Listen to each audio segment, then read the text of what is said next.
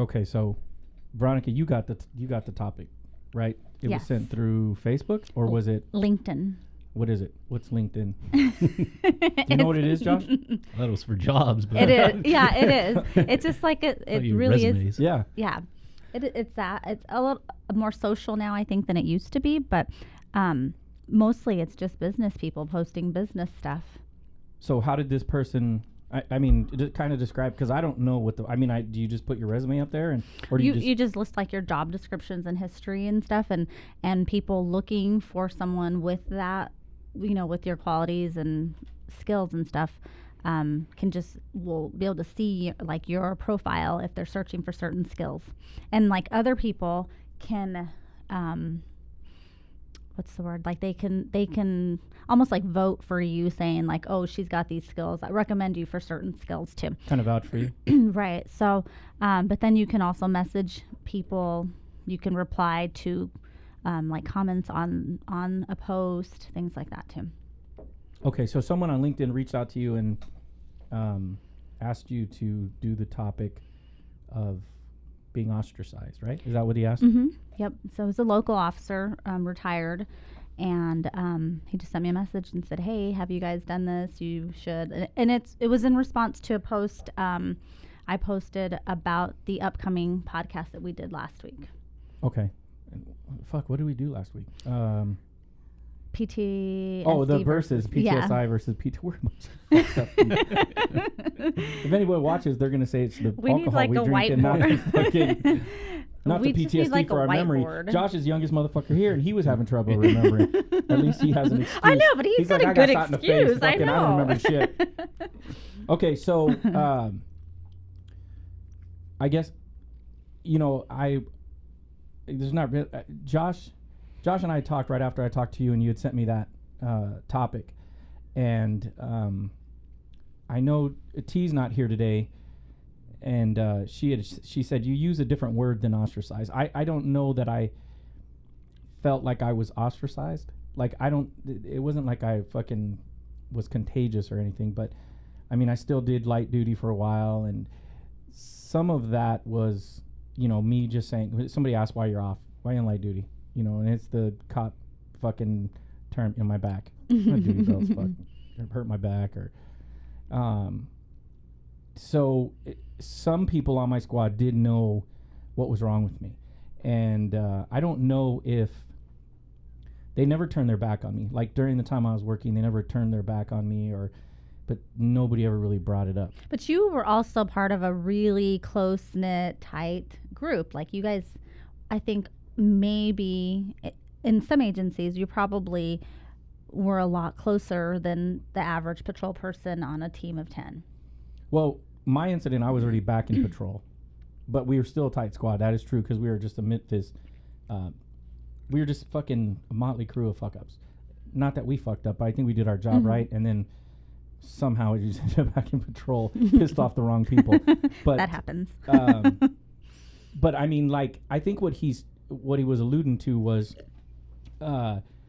once you're off duty, light duty, so to speak, or nobody really comes up. So how'd you fuck your back up? Or right. What happened? And if it did happen on duty, you hurt your knee, that somebody there was there to vouch for you and say, right. On mine, there were 3 or 4 people that were there on my critical incident. They heard the same thing I did. They just weren't there as long as I was. Mm-hmm. And I don't know if they put the correlation together, like, hey, he's off because of this, or maybe he's fibbing a little bit. But during the time that I was still working, nobody really shunned me. Like, nobody, sometimes they'd come in and they'd have lunch with me in the callback center or whatever, and we'd bullshit and, just normal stuff. But nobody really ever, during that time frame, nobody ever said, ignore that motherfucker. Well, how about, and I kind of got the impression from the message that it was since retirement, like once he was away from that, he wasn't a part of that family anymore. Yeah. Did you have that? Yes. And the reason I hit on the first part was because I didn't want our followers or listeners to believe that immediately, as soon as I was diagnosed, that all these people turned their back on me or what have you. So once I'm sure, look, a lot of that nobody knew anything about by my own choice. Right. I can't say that they wouldn't have reached out if they had known, but I also can't say that they would reach out if they did know. So once I did retire, I'm sure at that point everybody, I don't want to say everybody. I worked with a lot of solid guys and gals, and the guys and gals I worked with didn't necessarily go out and just start spreading rumors and shit. They always pretty much told the truth. We kept each other's business pretty tight, but they didn't call and check. Right. And I hadn't physically been injured to the point where I was off longer than a day, 2-3 days or whatever. So they knew I was coming back. But after this, like, nobody called and said, hey, I heard you retired. I didn't get no fucking retirement party. Right. Like, no plaque.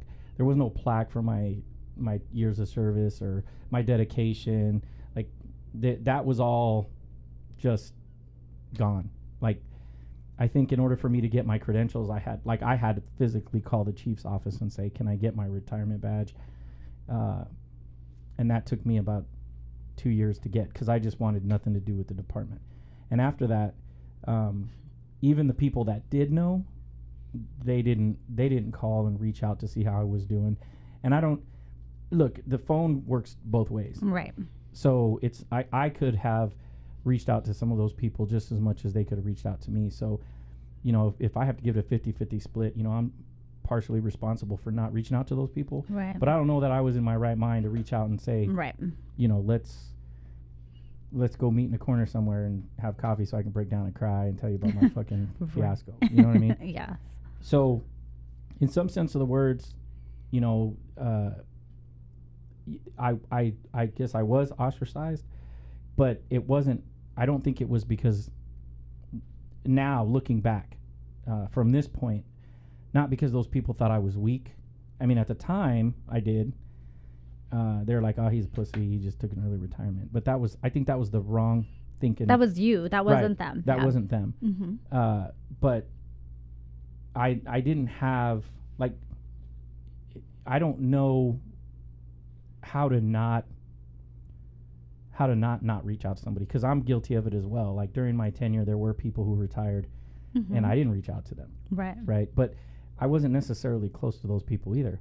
So I don't know what the right number is of people that should reach out to an officer who's struggling, because you know how it is. It's cliquey, right? Oh, like, yeah. if you're on the same squad for so many years, those people are gonna check on you, and if you're not, and they're not, if you're not chopping it up with them after work and hanging out after work, then really all you have in common is work.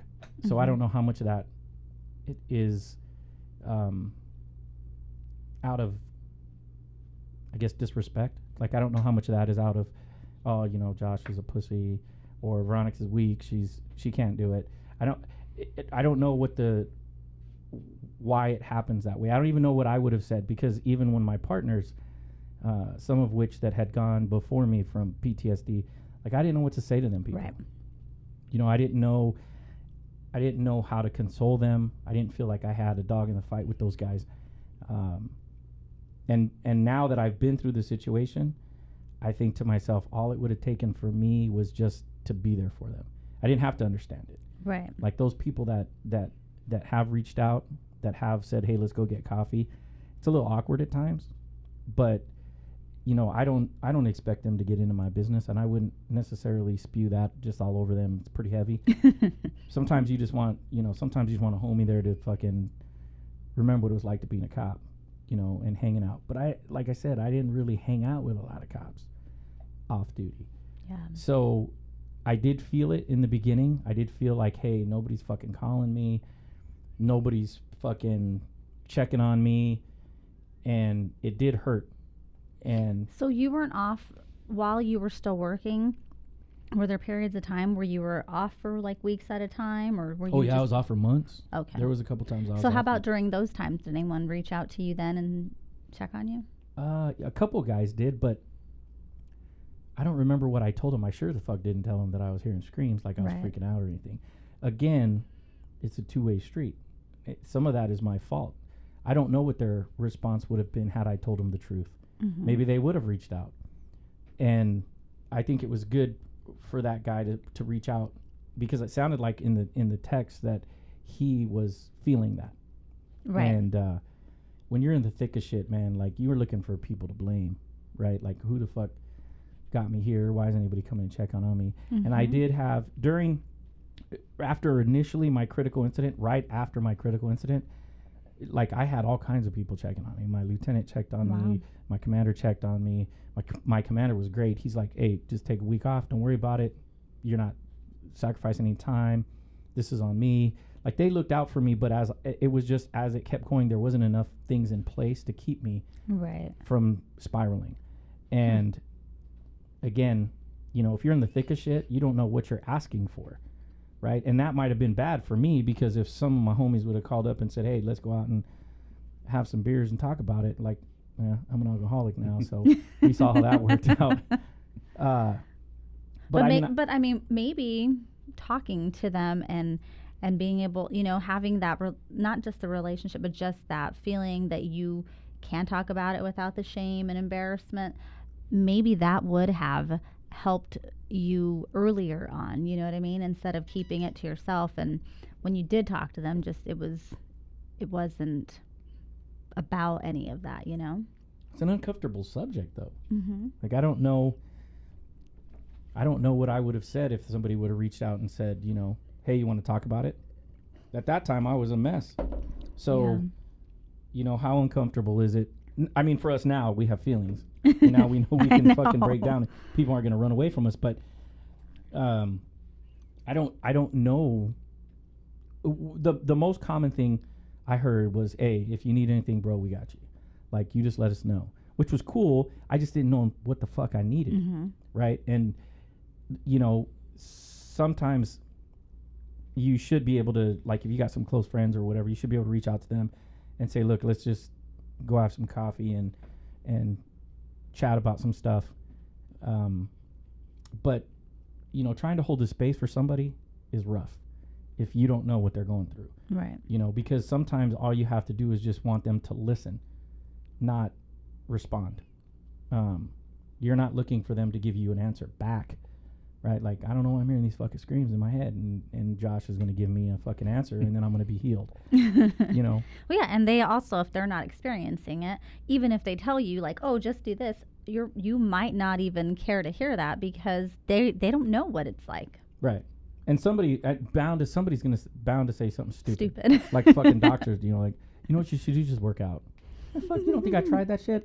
Just get a job, stay busy. Yeah. You know, just go back to You work. just got too much time on your hands. Yeah. That's it. And you're thinking too much. Yeah. Mm-hmm. So I definitely did feel hung out, like I was just on an island by myself. Mm-hmm. You know, and I'm at my house just destroying shit and drinking, trying to cope with it myself. And you know, looking back and then having started Pistol with Dave, you know, I think I would like to believe that some of the biggest help that I ever got was just Pistol in itself, because I could sit down and I could say the things I needed to say, and nobody there looked at me like I was weird, or they don't even look uncomfortable. You know? Right. Like you walk in, you're just like, oh, I can murder a motherfucker today. Everybody's like, right on, hey, pour the alcohol in. We don't drink in the meetings, but yes. but that, like, you just don't, or like, hey, you know, I woke up fucking crying, I was trembling.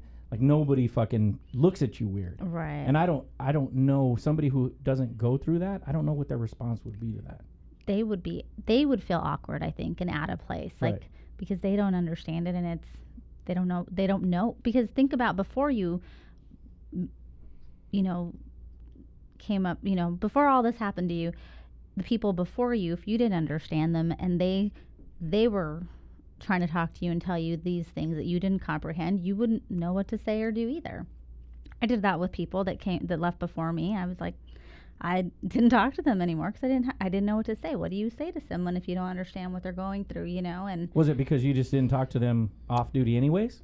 Right. Or you the did? The ones that left before me, I didn't know. I mean, Personally. I knew, right. We didn't hang out though or anything. So you didn't really have a reason to check on them anyways, because that's Right. almost fake. Right. Like, she didn't call me when I was fucking Normal. working, and then all of a sudden she's fucking calling me. Well, how many people would you have expected to check on you? Like you said, you don't know a number, but Me personally? Yeah, I mean, you had a lot of time on. For me, I didn't have much time, so it's hard for me to expect anybody because, yeah, I had 3 years, but it was a different team every year. And split up, and people were leaving. Like, there wasn't a great bond. What about with a lot your of people. academy buddies, though?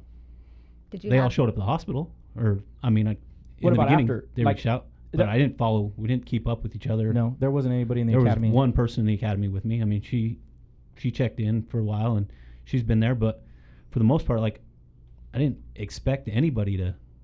For me, I wasn't expecting what I got, let alone people to check in on me down. You know, especially after the retirement part. I'd left construction for 10 years and had friends there, and there was like one that checked on me. Like, it's just, for me, I know when you leave a place, like you said, you're just a gear. Everything keeps turning. Right. It moves Right. without you, and they still have that 10-hour shift to put in that you aren't there for, and then they go home, they have their family. Like, everyone else's life rolls on, and you were just a small, you might think you were a big part of their life, but you were a tiny. Hey, Josh, I don't know this, but the fucking my beat would have fallen apart if I left. I'm sure it did. I'm sure it did for everybody. Just so you know, it took 3 millennials to do the job that I did when I was working that beat.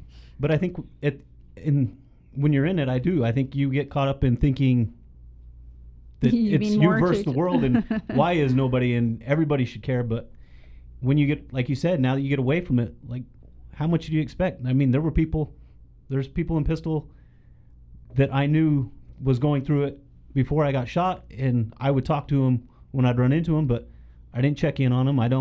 But did you know what was going on with him? Yeah, well, I didn't understand it. Oh, okay. I knew they were going through the retirement process for it, but I didn't understand. I had no idea what they were dealing with. So from that, let's go to that perspective. If you already knew somebody that was going through something, did you feel uncomfortable asking them if they were okay, hoping that they just say they're okay? No, I mean, you would ask how you doing, expecting them to say, I'm dealing with it. Like, you I'm weren't fine. expecting, I never expected him to lay it all out on what was, Right. what issues he was having or what. What do you think you would have done if he had laid it all out? Like, if he would have just said, hey, I need somebody to talk to, and then laid everything all out. I would have been there, I would have listened, I would try to understand, but I don't know that I would have, because You hadn't. I wouldn't You have didn't been have through the- any of it, Right. or had a perspective to offer any type of help. And you know, Right. I don't even think it's so much. I wanted somebody to understand me.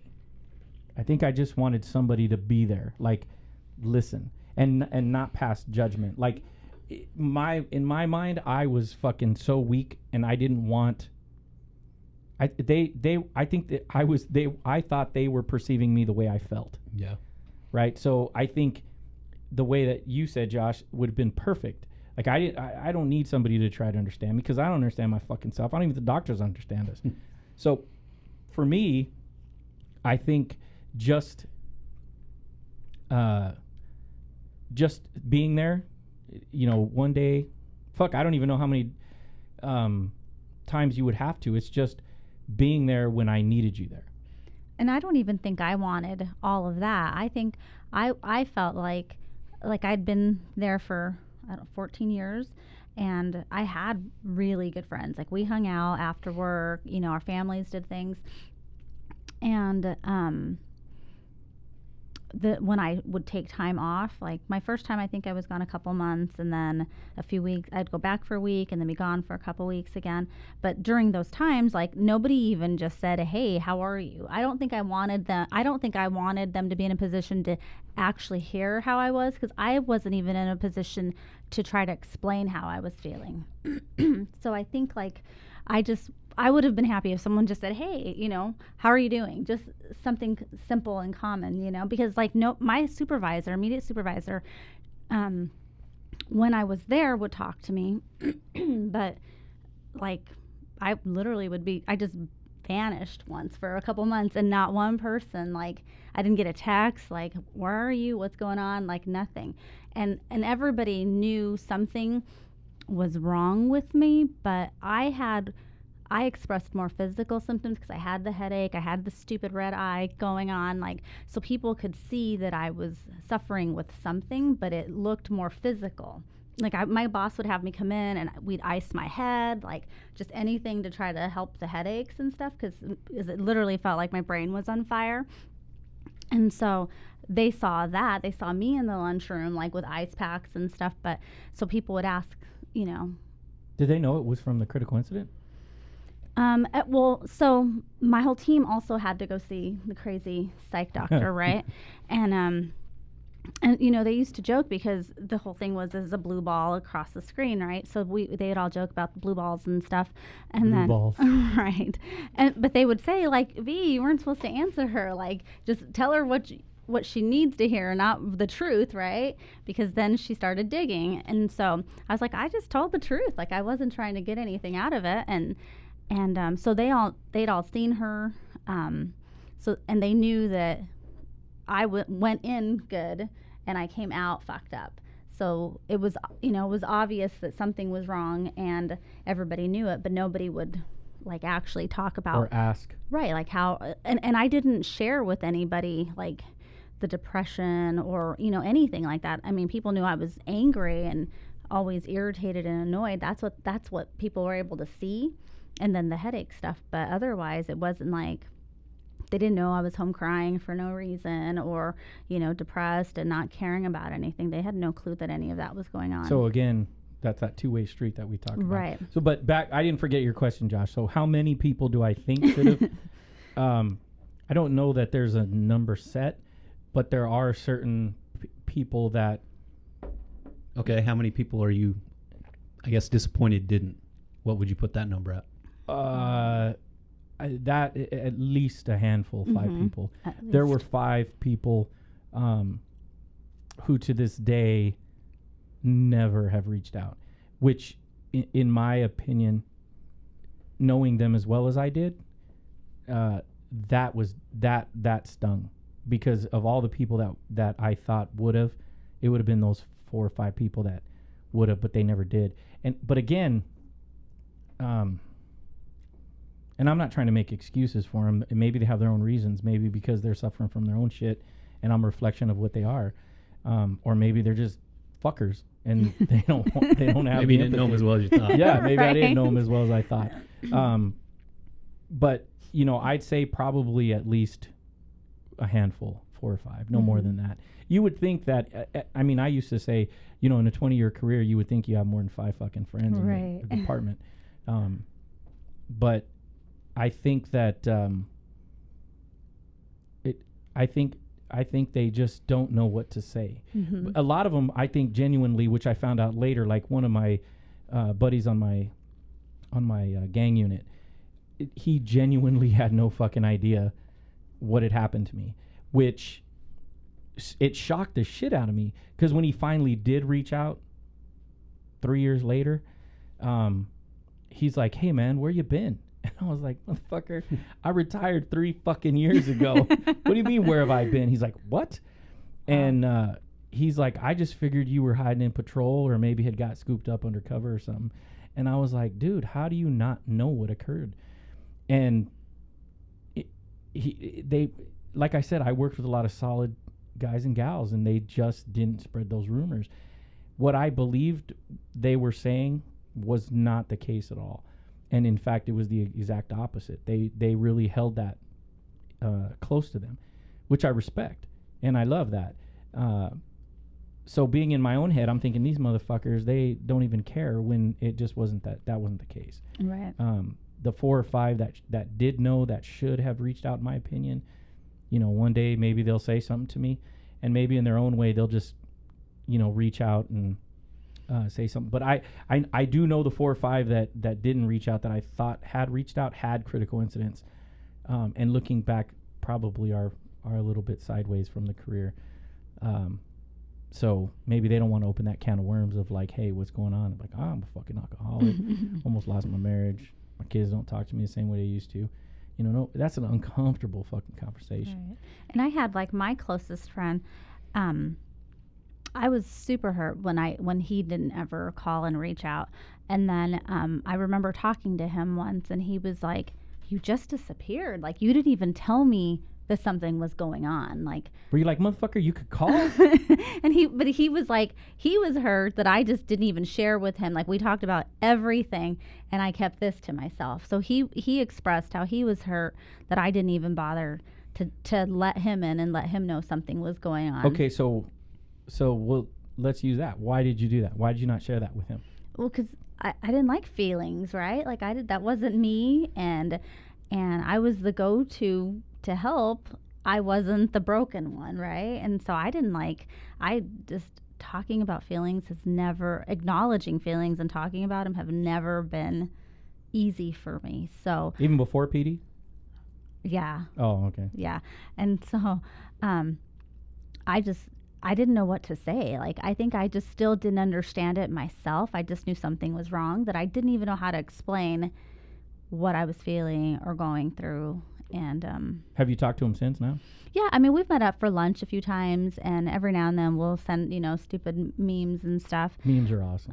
They make everything better in life. Yeah, I still feel a little awkward around him because he still hasn't said, so tell me what you actually, you know what I mean? And I haven't just said, hey, this is what Fuck, it's Veronica, like. you're all over the goddamn internet. You're on LinkedIn, you're on Facebook, you're a pistol, you're on the fucking podcast. He knows exactly what's going on.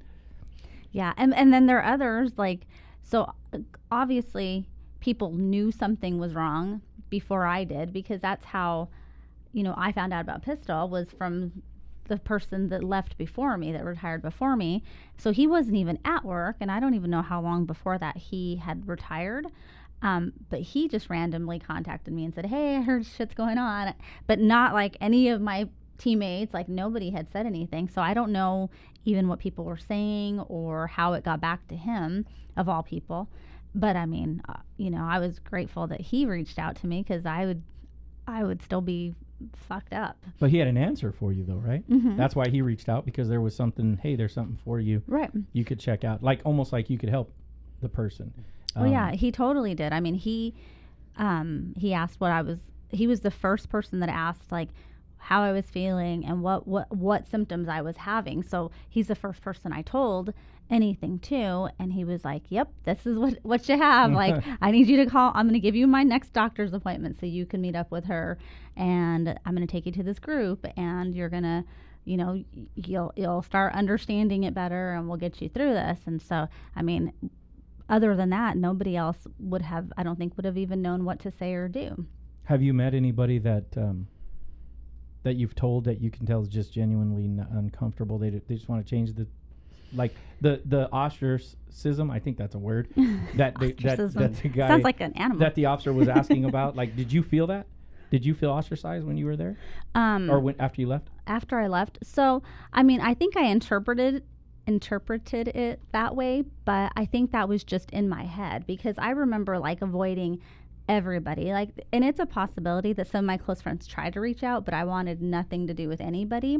And I remember going, probably a year or so later, going to one of our old supervisors' retirement party, and it was the first time I'd seen anybody in a good solid year.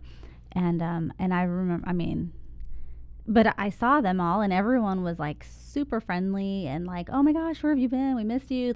Completely opposite. I thought it was going to be awkward, and they weren't going to talk to me, and they weren't going to know what to say. And everybody, even people I was not sure if I even liked them when I worked with them, even they were super cool about everything. So after that, I stayed in contact with people. And, now I go back to the PD to hang out with people. Yeah, you and make firefighters fucking barbecue shit. We didn't get any of that at Pistol. It's fucked up. I still have some at home. I can Fucked bring up. it. Tom's fucked up. There was one time, I will tell you, where I did absolutely feel like I did not belong in that place. They shunned me. They had nothing to say to me other than just, hey, what's up? How you been? And that's it. And that was at one of my buddies' retirement, or not retirement. He was moving away out of the state. And he asked me to show up there. And I did for him. He was there for me, and I was there for him. We're still close to this day.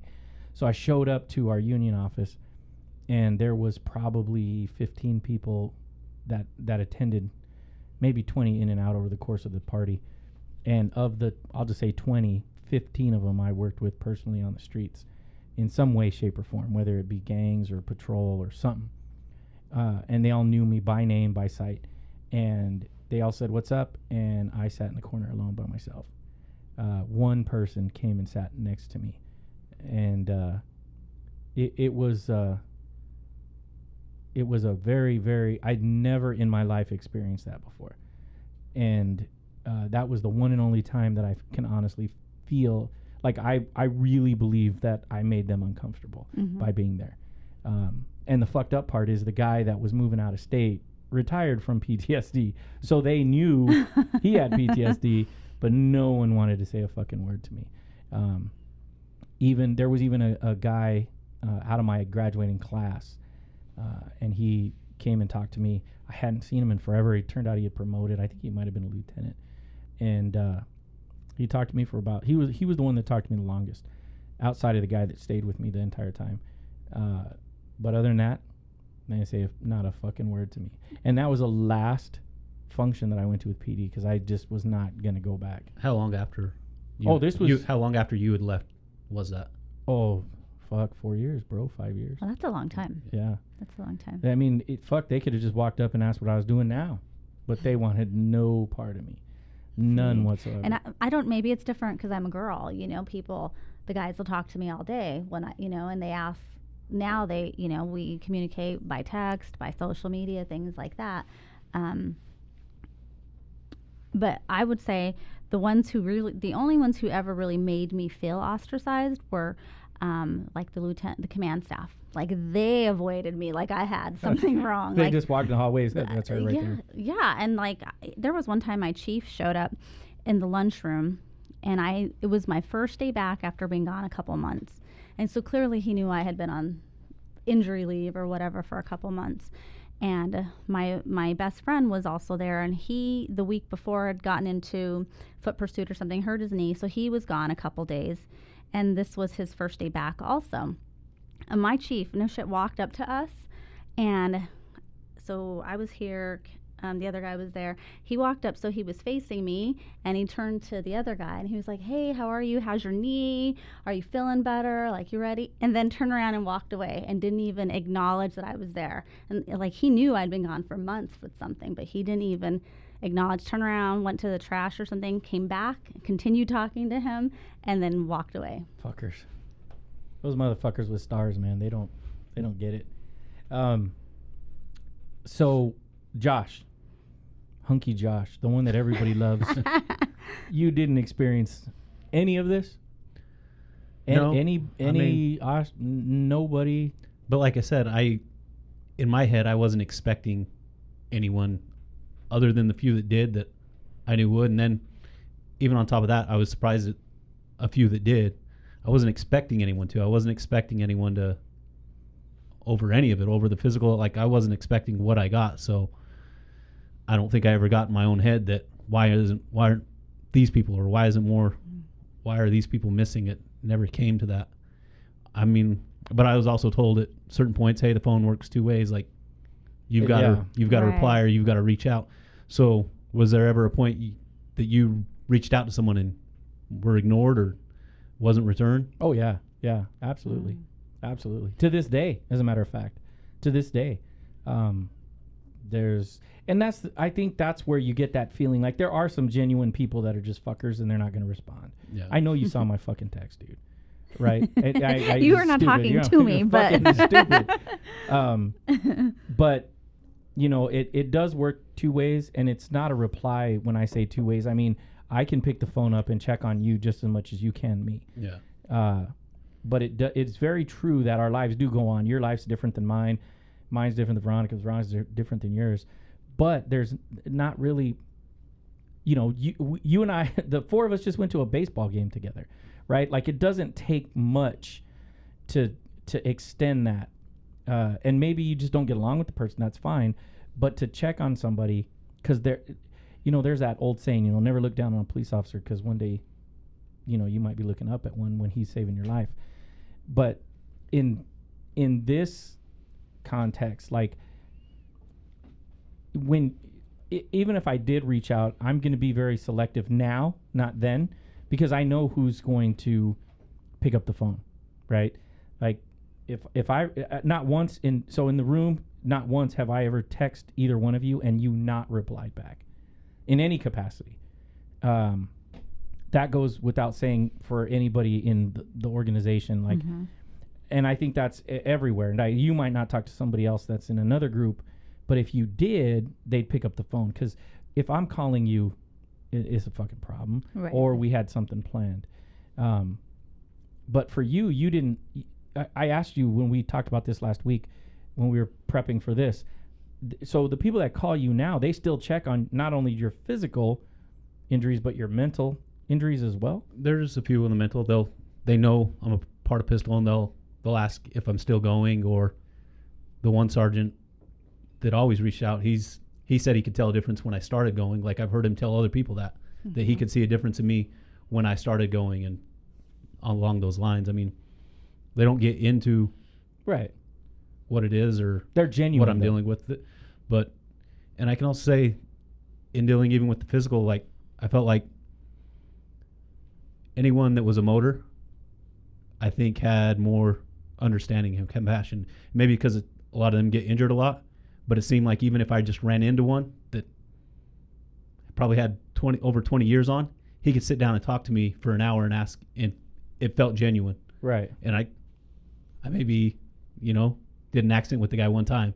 Had no idea anything about him, but for whatever reason, it seemed like anyone that was either on motors or had time on motors reached out more than the standard patrol officer that I might have worked with longer. Right. But the motors, for whatever reason, are ones that have reached out more than anyone.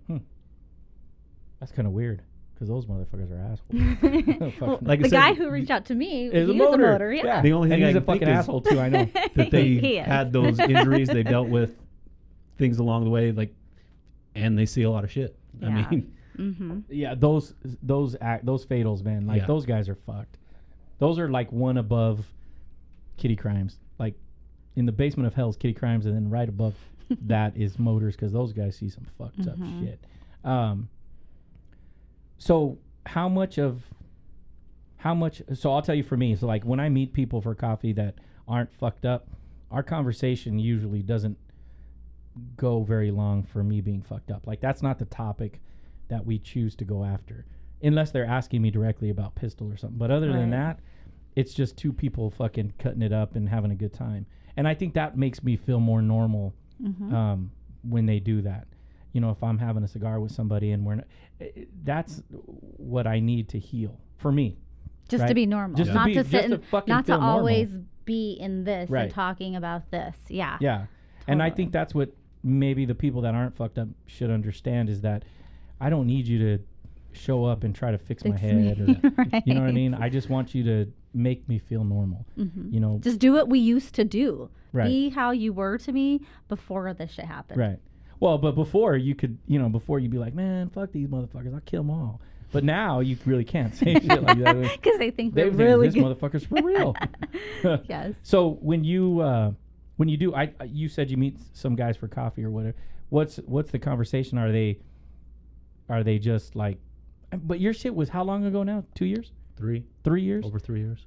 So the shooting really isn't so much a topic as much as your life, right? Yeah. Like, that's. So what do your conversations usually consist of? What I'm dealing with work comp, the appointments I'm still going to, so it's still topical for me because it's still going on. But other than that, just the random drama in the PD and Right. who's doing what and who's in trouble. Yeah. And I mean, baseball, just what it would have been before, like you said. Nothing. But it's not so much your critical incident. It's not actually the actual shooting. No. It's just like what's continued on from that. Yeah. See, and I think that's healthy. Like, I think you should call some people up and see what they're up to. What did you experience, Veronica, when it came, like when somebody does sit down with you finally, if you do? So now it's pretty normal now, but because I have been more involved in Pistol and stuff, I do get a lot of them will start asking like, oh, so you're still going to Pistol, and they'll ask just questions about that. It's not necessarily like, about how I'm feeling or whatever. It's just normal talk, and then about what I'm doing for Pistol and things like that. So how much, for both of you, how much of that 50% did you reach out to people? Oh. 0? At first, 0? nobody. Yeah. None? Josh? None. Well, why not? At first, it's because I didn't. Why not reach out to the guy that you said you were? Well, like I thought at first, if I just got away from everything and everyone, the whole town, like everything, it would help me get back to me, and I wouldn't be living and going through what I was going through. So I just thought taking everybody out was the way to get healthy again. And then, but then it drug on for so long that then I started feeling like, well, why isn't anyone contacting me? But I have found that, like, once I started taking initiative to call and say, hey, let's do lunch, let's hang out, then they were doing it back more also. So it wasn't like I just had to open that door and say, like, I'm okay now, you can talk to me. And then they started reaching out more. What about you, Josh? I'm just not the most social. That is true. It's not me to. Yeah, that wasn't me before. So, sitting at home, it didn't make it me. Right. I don't know. Yeah, for me, the reason I didn't reach out to people was because I felt less than. That was the only reason why I didn't reach out, because I felt that if I reached out to them, they could handle what I couldn't, and I didn't want to face that. So I just ignored it. I'm like, well, fuck it. I'm not going to reach out to them. Because for a long time, I thought this was a me thing. I didn't think this was an us thing. I figured I was the one that was weak. For some reason, I couldn't handle this. I had burned out. I was a boozer. Like, I thought this was just, seriously, as narcissistic as this sounds, I thought it was just a Manny thing. And it still amazes me to this day when we get new officers, and I'm like, fuck, there's another one. Mm-hmm. Right? Like, holy shit, this isn't just, it sounds so bad, but that's why I didn't reach out, because I figured if I reached out, they would have the ability to say, you know what, I can't help you, bro, because nobody else goes through that except you. I know that sounds kind of narcissistic, but in my mind, that's exactly what I was thinking. I thought I had failed everybody, and that they didn't have to invite me in because I had failed. It wasn't until much later that I realized that I was incorrect in that mm-hmm. thinking. And I think even like for Josh, it's different because, you know, I've seen the newsreels. I remember watching your story play out. And I remember talking to Dave, and I'm like, hey, maybe that guy's going to need some fucking help, man. Like, I think we do that now. Now that we're in this, I think we see the critical instance. We're like, oh, somebody needs to reach out to that guy. And I remember, so the day that your incident happened, for some reason I was home, and I don't know, what year was yours? 2016. Okay, so I was already messed up. And I think I was home on leave, on injury leave. And I remember hearing about it that morning, and like, I think I posted something like, hey, what happened? Who is it? And whatever. And feeling like, well, it's just down the road from us. And like, if I was working, we might have been like, you know, had to cross over into that and whatever. And I was just like, I just felt like shit because I wasn't able to go and be a part of the help on that end, you know, like the response and even just knowing about it, because I had withdrawn so much and I was away that I just was like, I don't know, I just didn't, for me, it was just it was a me thing too. Like I was just, this is only Veronica's going right, through this. Yeah, and nobody else will ever understand this. So when they do reach out, Josh, what do you, because you weren't expecting it, so what do you think? Like, is it something that makes you uncomfortable, or are you welcoming to it? What? I was welcoming to it. I was open to it. I mean, some of it was, I guess, I don't know, it's hard to say. Like, I didn't expect it, but at the same time, when it started happening, you expect. Now you want more? Not that you want more, but you expect, like, it's not surprising. Like, you understand that this is part of it. So is it different, would you say, the physical part of it? You know, because we've all been there. If you worked any amount of time in law enforcement, somebody's hurt, shot, killed. Is it different when they show up and they want to know about your mental health rather than the physical injuries?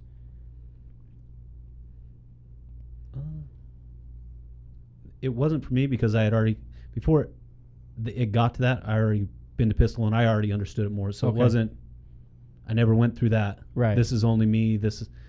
I got the pistol early enough to where it was all explained. It all made sense on why I was feeling the way I was feeling, what was going Right. on. I had a better understanding of it, so it was easier to then spread. And from the beginning, I felt like if someone wanted to ask me, I was open to it because I had no stigma with it. It was find someone that was shot in the face Right. that wants to tell me that I'm weak, and I'll have that conversation. But you're not going to. Right. Like, it wasn't. And Everyone, I think everyone understood and everyone is accepting. Yeah, you're probably going to have issues. Like, I don't think it was ever questioned. Mm-hmm. Yeah. What were Because you gonna don't say? you think that if you had had that incident versus hearing the screams, that you would have felt better about talking, or you know what I mean, not being okay, because you'd been shot in the face and you weren't just hearing screams? Would that have been easier for you? Yeah, to I mean, there's times where I think to myself, like,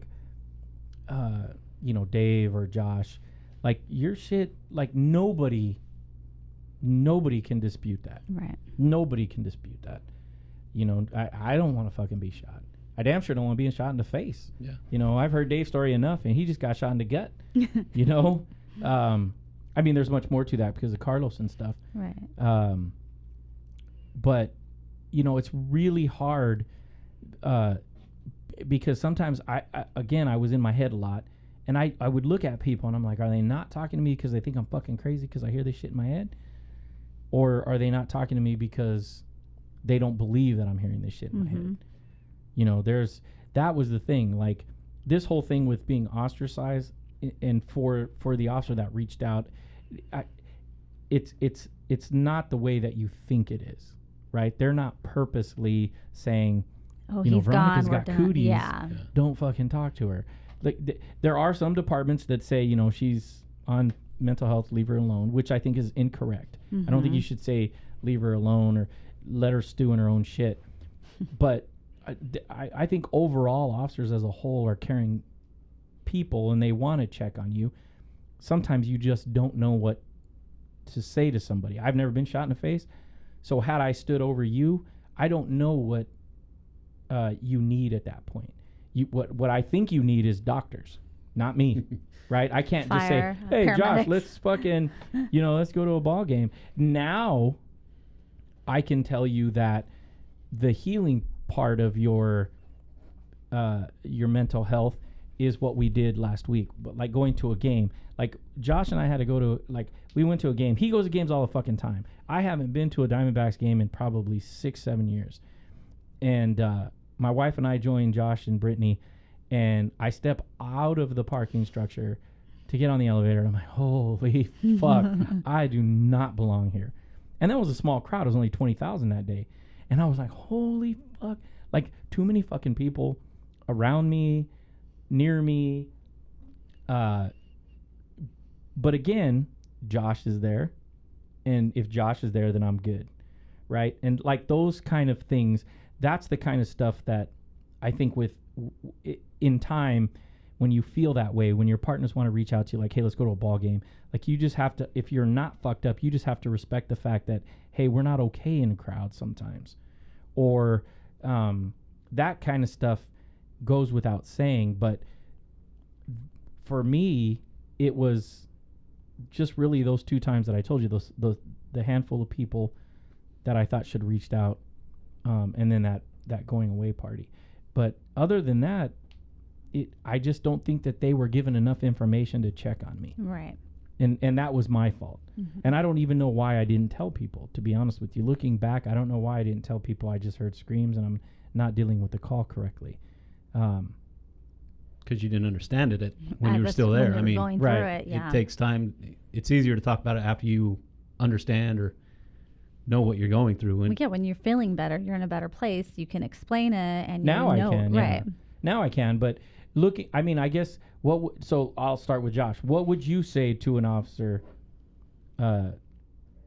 hitting, like, coming out? What would you say to him to do if this happened to him? Like, if you get shot in the face and survive, what would you tell him as far as the mental health side?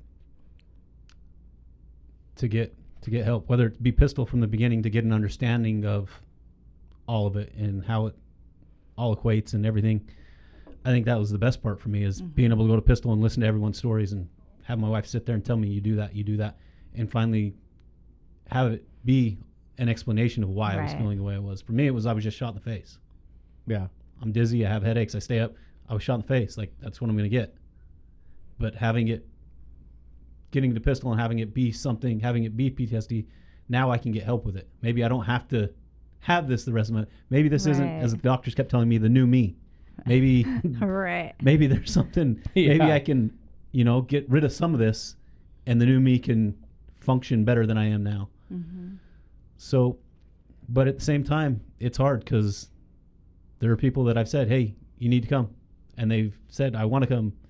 And then they don't show up. And how much do you push? How hard? Like, it's a tough spot. I mean, you can only push so long before you push them away. Right. And at the same time, how do you tell someone you're fucked up and not offend them if they're not ready for that? Right. Hey, you're fucked up. You need to come to this group.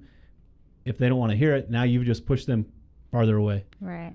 I don't know. I kind of tell them directly. Like, we had a spouse reach out the other day, and she's like, my husband works for this big agency, and he's been undercover for like 4 years. And I'm like, he's fucked up. And she's like, right. And I'm like, yeah, somebody should just slap him in the face with that. Some of the stuff, there's some stuff that goes without saying. Like, if you did kitty crimes for any amount of time, you're fucked up, right? Like, any amount of time. Like, if you did 6 months in kitty crimes in the dark web on that shit, you're not going to unsee that shit ever. You may not be yet, but when you retire and you got downtime, you're fucked up, right? And so I think Josh, and I know this is going to sound shitty, but I'm not trying to be shitty. Like, yours is the easiest scenario, right? You get shot in the face. People understand that. It's the easiest to understand. Like, yeah, it's the easiest to understand. Yeah. Right. Like, you get shot in the face, you get shot, He's you're a hurt. hero. He went down a hero. Right. Right. And that's the one thing that I think people understand the most is like, hey, physical pain I get. So I appreciate you explaining it the way you did, because it makes the way you explained it made a lot of sense to me. So Veronica, what about you? So if you could talk to an officer coming up and they're going to experience the exact same thing you did. Oh, I feel like I do all the time now that people know that I'm doing this. I tell them the same things, come to Pistol, call me if you need anything. Like, we know doctors now, we know good things that can help you so that you don't end up like I was, so you can stay there, you can do your job, you can, because I think that's probably one of the biggest misconceptions is you get this disease and then you're just done. Life is over after. So I think that's part of why people don't acknowledge that they're suffering with something, because they think it's a demise, and it's a temporary demise, I guess. I think it's just more than a demise. It's weakness. Like, why can Josh handle it and not me? Right? And part of that is just misconception, because Josh might not be handling it. He's just acting like he's handling it. Right. And we just assume everyone appears to be good, so we're just messed up and we need to hide it instead of reaching out or just talking to each other. So how many officers from your critical incident would you say, and I don't want you to speculate, so let's go off of what you know as a fact. How many officers from your scene do you know that are not okay from that call as a fact? At least 4. Okay. How many people were on that call? There was a bunch eventually, but from what I remember immediately, there was probably 6 of us. So 4 out of 6 are not okay from that call. Does that? And 2 are still there. That speaks volumes. Right. And 2 of them are still there, but they're struggling. Right. So, like, for me, when I went through my critical incident, there was no pistol. And so sometimes I think to myself, like, what would I say? And I have said to rookie officers before, like, hey, you're going to see some shit you can't unsee. Now it's easy for me because I can just hand them the pistol card and say, if you get to this point, reach out. So if pistol wasn't in existence And right before we went on this taping, I brought an article from the Arizona Republic, and it's in the Valley, but it's from a Phoenix police officer. His name's he was Lieutenant Manny Quinones, and it's called A Life Lived, and they talk about him getting shots. 2 parts. So back then in 1966, there was no pistol. They didn't even have fucking bulletproof vests. So going back before that, like I just try to tell people, like, it's okay to be fucked up from this job. Right. It's okay, because I think sometimes we get caught up in the it's kind of like being a celebrity status, you know, like it's okay to be fucked up from the career that we see the unseeable. We go to the places nobody else wants to go. We run to the places nobody wants to be. And that's so every time now I'm grateful that I can hand them the card. But if there was no pistol, then I think I would probably just tell them, look, see a psychologist immediately. And for the officer that reached out, and I want to thank you for bringing up the topic. It's not what you believe. They're not ostracizing you. They're not purposely ignoring you. Would you guys all agree on that? Mm-hmm. I think you know, it's just a perception, and once you, like you said, if you're willing to reach out, it's a two-way street. Right. You know, like someone's got to open the door. Right. Josh? Yeah, I agree. Same thing? Yeah. And so, you know, I know it feels that way, and you're in the thick of things. You can pretty much you can make the irrational rational if you wanted to. I think maybe some part of it is just that when you are still there and you're a part of that team, 10 hours a day doing something with them, you know, so you are having way more contact, obviously. You have more to talk about, more in common. You're not a part of those stories anymore. Right. You know, where before you were a part of those calls. Everyone can shoot the shit about a call because we were all there. We experienced it. Even if we're not talking about feelings, we're just talking about the call. Yeah. And I think that part of it, not being a part of that anymore and just hearing about it or seeing them have that relationship still because they are a part of those things every day might make you feel ostracized because you're no longer there in the middle of it. Right, you're not part of it. And I tell T and I get into it because I'm like, I'm not part of the thin blue line anymore. It's very thin when you're out of it. That's the thing you hear in group a lot. But at the same time, when you're sitting in group, that is the thin blue line. Right. So I think it's the misconception. I think everyone wants to feel a part of it, but once you're out of it, it's on you to get someplace and be a part of it. Yeah. Yep. Yeah. But like you said, no one's shunning you. I don't think anyone's shunning you or blocking you out. It's just sometimes you got to find the right group to be a part of. Right. It's not your old teammates anymore. It's the retired group of officers that you can sit and relate to now because you're in a new phase of police officing. So yeah, definitely don't think that they're doing it on purpose. I think sometimes it's ignorance in the truest sense. They didn't know. We didn't tell them. And so before we wrap up, what would you tell Josh, an officer who wants to reach out to somebody who's fucked up? How would you tell him to approach it? That was a curveball. So you know. Just like you would have before. I mean, you don't have to talk about why they're fucked up or ask them. Just talk to them. Mm-hmm. Just let them know you're there. Yeah. Help them feel normal. About you, Veronica, what would you tell them? Just be normal around me. I'm not a disease. I'm not contagious. You're not going to catch what I have. Like, be who you were to me now. You know what I mean? Like, be the same person you were before. I have issues, but they're not like the everyday in your face, like causing me to go out and be drastic or anything, you know, like I just might have a bad day every now and then versus, you know, you're not going to tell me something that's going to make me like fall over the edge and kill everybody. But at the same time, don't be afraid to ask about it. Right. I think for the majority, most people are willing to talk about it.